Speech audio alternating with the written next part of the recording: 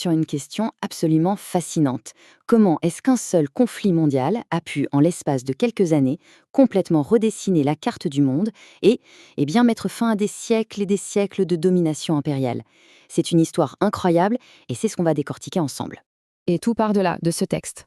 À première vue, ça ressemble à quelques lignes, rien de plus. Mais en réalité, ce paragraphe, il nous décrit une véritable réaction en chaîne, un effet domino. Des empires qui s'affaiblissent, des peuples qui prennent conscience de leur propre force, et au bout du compte, une soif de liberté qui va absolument tout changer. C'est vraiment la grande question.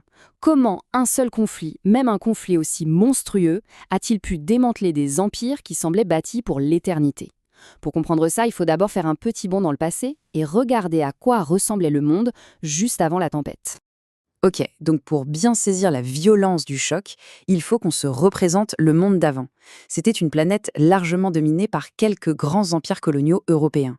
Leur pouvoir semblait gravé dans le marbre. Faut bien se mettre dans l'ambiance de l'époque. L'idée que les empires britanniques, français ou autres puissent un jour disparaître, c'était presque de la science-fiction. Leur autorité était vue comme quelque chose d'absolu, de permanent. C'étaient les piliers du monde et on pensait qu'ils le resteraient pour toujours. Et puis, la guerre éclate. Et attention, ce n'est pas juste une parenthèse sanglante dans l'histoire.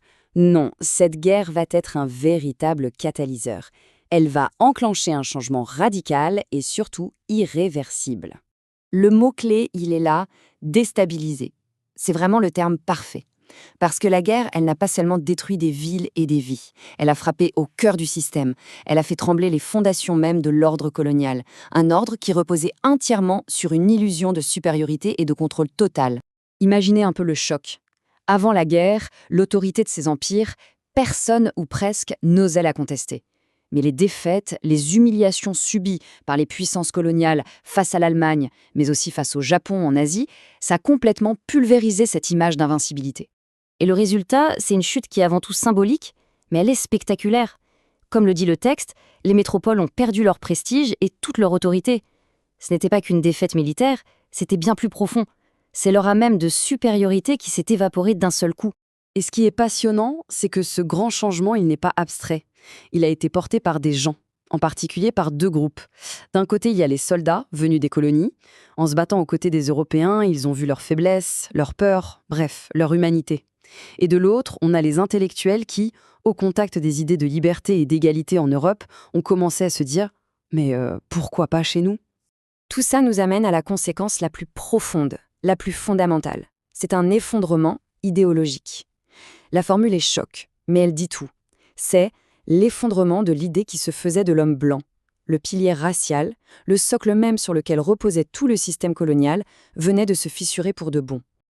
Alors, cet effondrement, il a bien sûr eu des conséquences très directes. Une nouvelle mentalité, une nouvelle conscience, et donc de toutes nouvelles exigences apparaissent chez les peuples colonisés. Il faut se souvenir de ça. Des centaines de milliers de soldats des colonies sont allés se battre, et souvent mourir, pour défendre des empires qui les dominaient. Après un tel sacrifice, après avoir partagé le sang et les tranchées, un retour à la normale d'avant-guerre était juste impensable. L'injustice était devenue trop flagrante. On voit bien l'enchaînement, c'est d'une logique implacable. Premièrement, il y a l'effort de guerre commun. Deuxièmement, ça déclenche une nouvelle prise de conscience. Le maître n'est pas infaillible. Et troisièmement, de cette prise de conscience naissent forcément de nouvelles attentes pour l'avenir.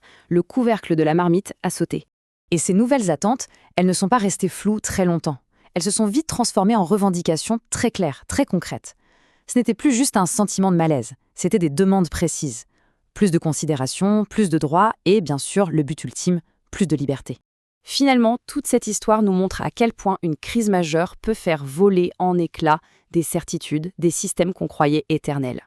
Et ça nous amène forcément à nous poser une question pour notre époque. Quelles sont les idées, les certitudes que l'on tient pour acquises aujourd'hui et qui pourraient, peut-être, être balayées par les crises que nous traversons? C'est une pensée qui laisse à réfléchir.